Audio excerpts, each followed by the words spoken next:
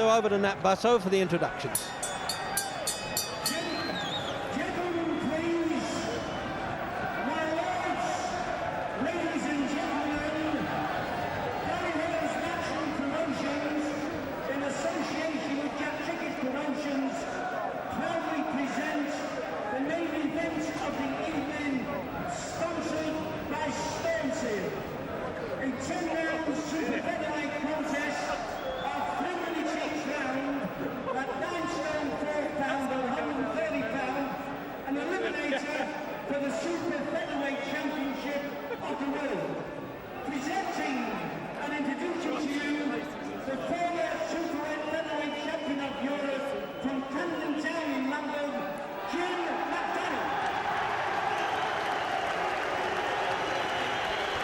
And the one loss there, of course, was to the South African Brian Mitchell for the WBA Championship. The former European and WA featherweight champion of the world from Golden Island, Barry McGuigan.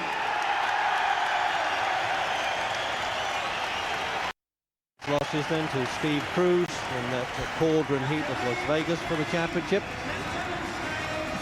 and to Peter Eubanks in Brighton in '81.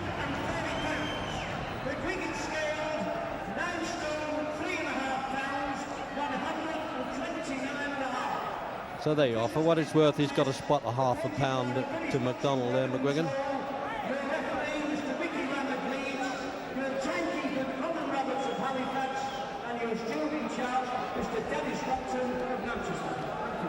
So all the trimmings are over now, and Nicky Van, former boxer from Leeds, just having the final rundown. Though, as I say, they didn't say anything to each other at the weighing-in ceremony today in the basement at the local hotel here, and I'm sure this, with the gum shields in, the last thing they want to do is to chat.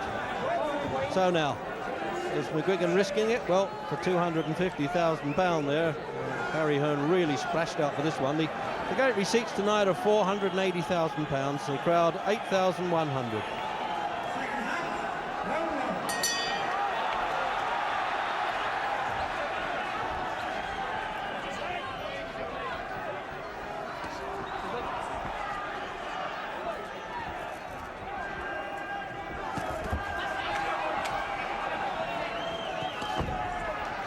Well, McGuigan was saying he's a bit steamed up by some of the things that McDonnell said at an early press conference. But he's too much of a calculating pro to let that get to him. But he'll probably try and stamp a bit of superiority early on now. But he's a smart boxer, McDonnell, as I say, hasn't been on the deck, and that takes him doing. And he was a very successful amateur as well. Won the ABA lightweight title. Started as a bantamweight, 8 stone 6.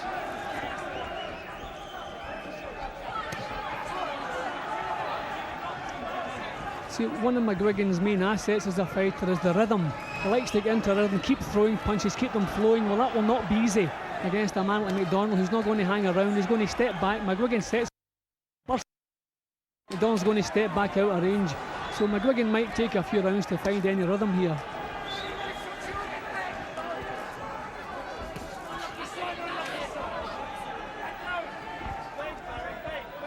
Not surprisingly, Jim, for a long time apparently Jim McDonnell's always said he's fancied his chances with McGuigan. Well, now's his big chance. He's only stopped 11 of 25 fights he's won against the one loss. Well, McGuigan normally wears opponents down with incessant pressure, but being a counter-puncher, McDonnell will be better prepared, better suited to cope with pressure, because he's used to letting the other fellow take the initiative.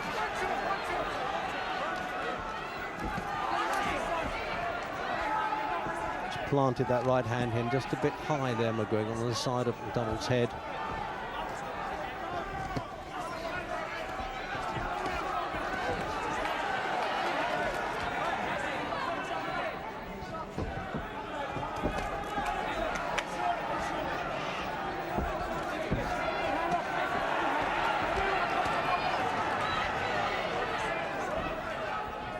Well, they build this as nowhere to go, nowhere to hide, nowhere to run, all that sort of thing. And it's pretty obvious, Jim, really, that there is nowhere to go for the loser of this one. And I think certainly McGuigan would retire for sure if he lost. And I would think probably McDonnell as well. I don't know if I think there's more pressure on McGuigan. He has come back for one reason, as he's told us, world titles, and this would obviously shatter those ambitions. But McDonnell can still, he may be prepared. He's never made the big money. If he loses this, to go back to European level, British level, it just depends if how much of his heart is still in the game.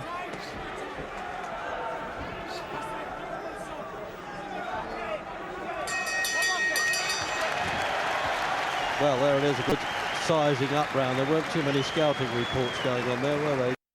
As Jim Watt said, McGuigan got off that stall and tried to sort of stamp his authority on right away. Didn't always connect, a little bit out of distance, but he hasn't spared himself in training, according to trainer Jimmy Tibbs. And there's his run down there, Barry McGuigan. Now lives in Buckinghamshire in England. And he's looking to get a fight now with probably Tony Lopez, who holds the International Boxing Federation version of the title, but Lopez has got to defend first against Tyrone Jackson. Apparently they're having trouble making the match with Azuma Nelson of Ghana for the WBC. And that's another old boxer there, Darky Smith in the corner with McDonnell.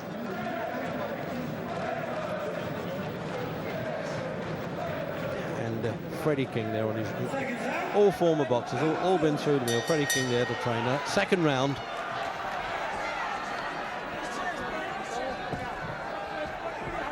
It's going to be a lively one, Jim. Certainly the referee, Mickey Van, has got to be on his toes for this one. Yeah, well, McGuigan only fights the one way, coming forward, exerting pressure. But I really feel it's going to be a difficult one for him, obviously, because McDonnell won't stay in the one place for any length of time. McGuigan is going to find it very difficult to find a rhythm, so he's going to have to spend the first round or two just finding ways to get into punching range and maybe put plenty of power into single punches. I think McGuigan's cut already, Reg. Well, he had it in the last contest, and one or two people... It was a slashing left hook, Reg. Rather began to ride him off there. Now this is certainly going to spur McDonnell on. Oh, it looks a bad one, Jim. It's a bad one. It was a kind of slashing left hook, a wide punch. No way was it heads or anything else. I saw the punch land, and McGuigan's in serious trouble.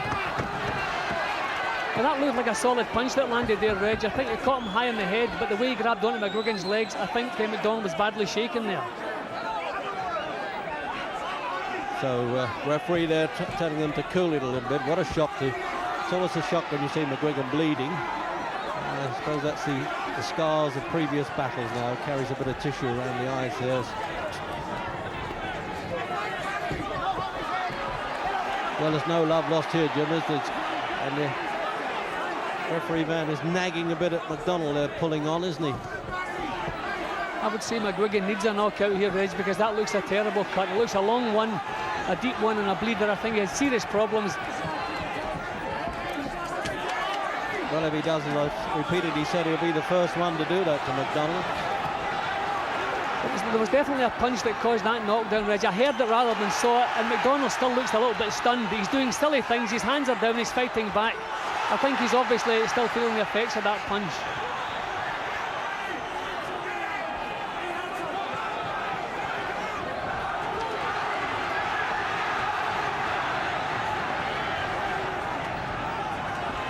Well, I'll tell you, the crowd are stamping their feet on the floors here right at the back of the SkiMax Centre.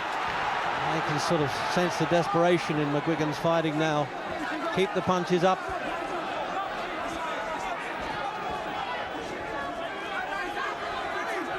McDonnell has been doing silly things this round, Reg. He's getting away with them, but he's doing some very dangerous, silly things. Bit of an appeal to the referee from McGuigan. It's a bit unlike him. And he's going to get this under control now.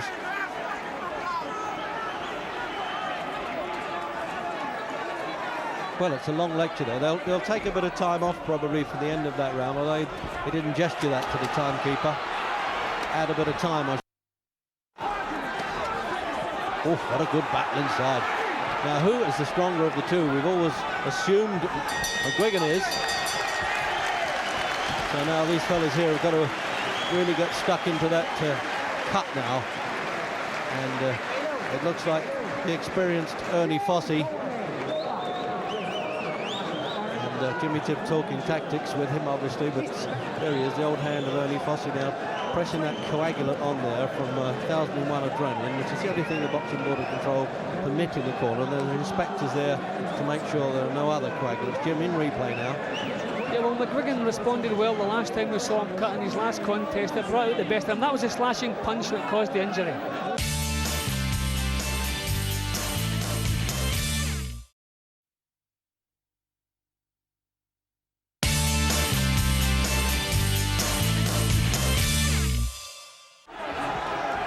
So there it is.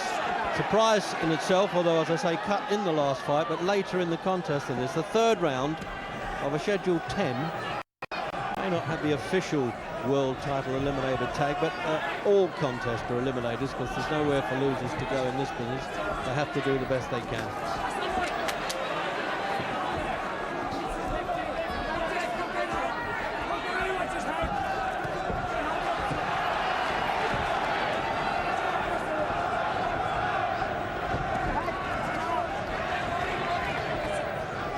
Well, that instant repair work, it's going to be difficult, Jim, but so far looks as though the cornermen are doing a good job there. But certainly McGuigan's got to get his head out of the way a bit. He's in a terrible situation. He has to take chances to try to get the big punches home, and because he's taking chances, he's also taking some little slick jabs from McDonnell. McDonnell's doing the right thing, backing off and just trying to inflict some more damage on McGuigan's face.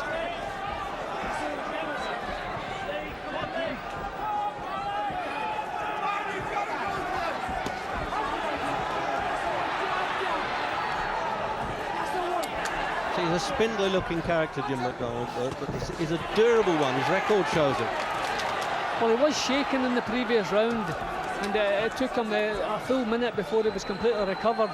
But he's always had a good chin. He's never been stopped. Good defence, although he has taken a lot of chances tonight. Certainly concern for McGuigan, Jim, as they say.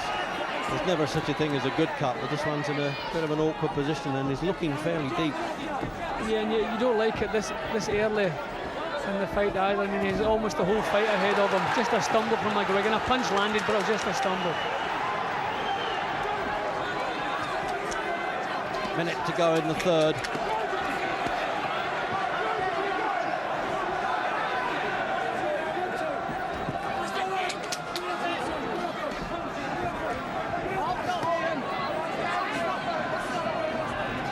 Certainly the McDonnell, the man some thought might be the no-hoper, is putting up, well, the old stout resistance, I think, is the corniest line I can think of.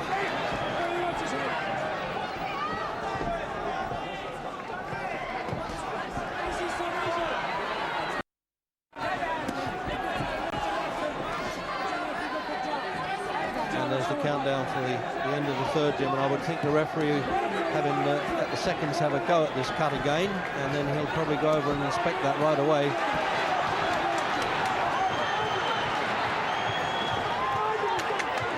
See, McGuigan can't find rhythm. He's having to try single shots to try and wobble McDonnell. This is not the way he likes to do business.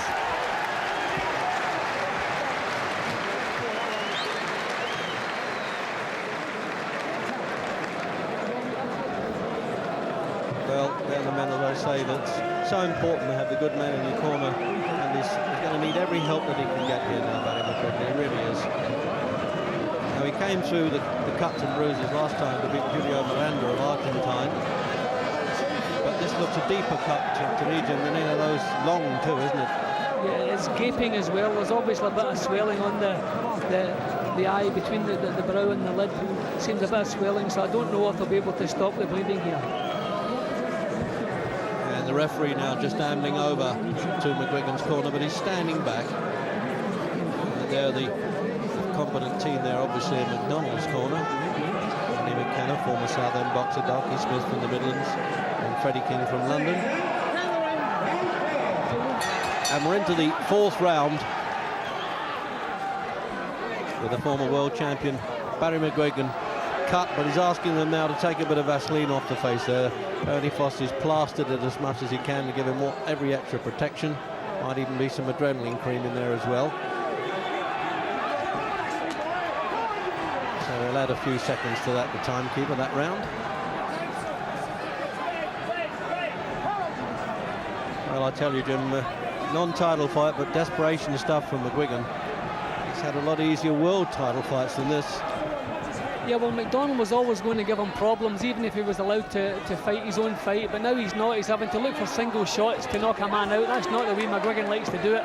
He likes to wear an opponent down, put punches together and exert pressure and keep the punches flowing. He's not been allowed to do that, so added to the cut, and get some real extreme problems tonight.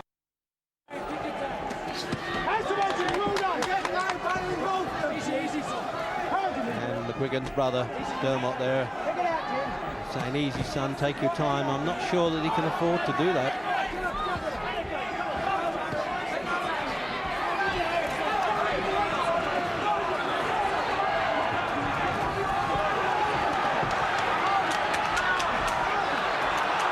Getting to work with the body there, and the crowd rising to McGuigan, but what a game guy McDonnell is. He's not backing off.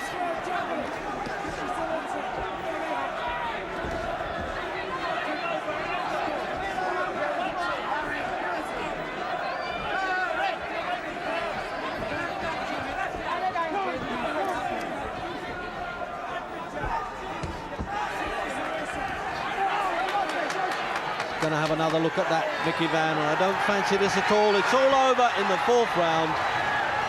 It's always on the cards there that was going to happen. The ring's been invaded. Well, in its way, certainly an accident, we know. Not an accident, but a punch that caused it, and one of the biggest upsets that we'll see in a long time, Jim. This fella really was written off by everybody, Jim McDonnell. Yeah, well, the thing is, too, Reg, good refereeing, because they gave McGuigan every chance. They gave him 2 full rounds. McDonnell, it wasn't happening. McDonnell was still landing on the injury. He had the injury bleeding all the way through. McDonnell obviously knew that was his best chance of victory. He kept the left hand accurately in McGuigan's face. McGuigan had to make all the mistakes, and I think the referee can't be blamed for stopping the fight. As I say, he gave Barry every chance, but it wasn't to be.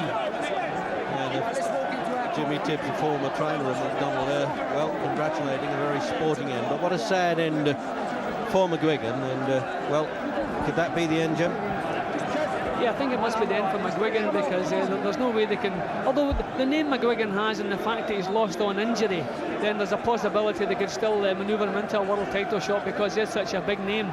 But how would his confidence be after this? I mean, he didn't really get the chance to box well tonight, but he didn't really box well.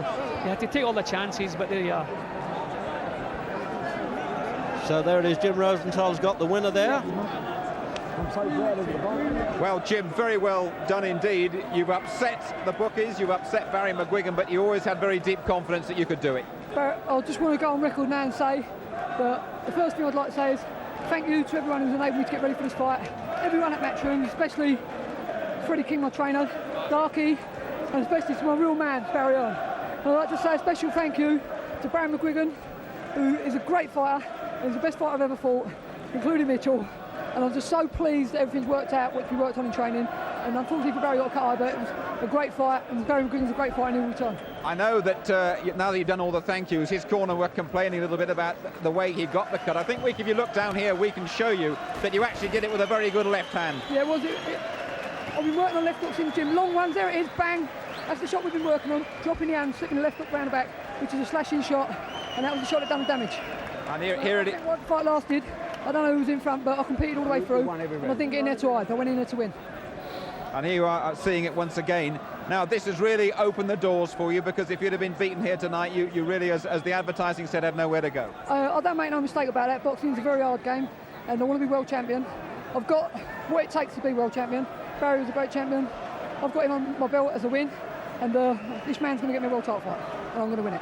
And it looks, it looks as though this could be the end for your opponent, doesn't it? Because he has said he'd retire if you won here. I don't speak for Barry. You know, Barry wants to sit down and think about things, but I'm one of his biggest fans, always have been, and I'll just have to psych myself up for this fight and make out it weren't Barry McGuigan, but a great fighter.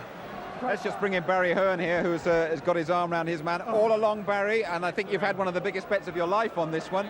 You felt... What gave you that deep confidence? Well, I just have Here's to the say, camera here. It's not like you not to know where it is. I'm sorry about that, Jim. It's hello everybody in Romford. I told you what to put your money on. this man's a winner, you know. He's had a very long career. He's never had any tough fights. He's very motivated, and you know, what can you say? I'd just like to say that my girlfriend Kim was a big motivation behind me winning tonight. We're getting married on July the 1st. And I'd just like to say, What a party. it's going to be a great party, and I'd like to say to my mum who's sitting at home, I know, come in the front room now, I've won. All right, we're going on from here now. Obviously, we're looking for Zuma Nelson. We want to bring him over here. Well done, Barry. Well done to both of you. Well done. Okay, let's just bring Frank in here. Frank, obviously very disappointed about Barry McGuigan, and just give us your overall feelings about the fight first of all, could you? Yeah, I think that, you know, once the cut was there, you know, there's always a danger it would be stops. The corner were doing a good job on it.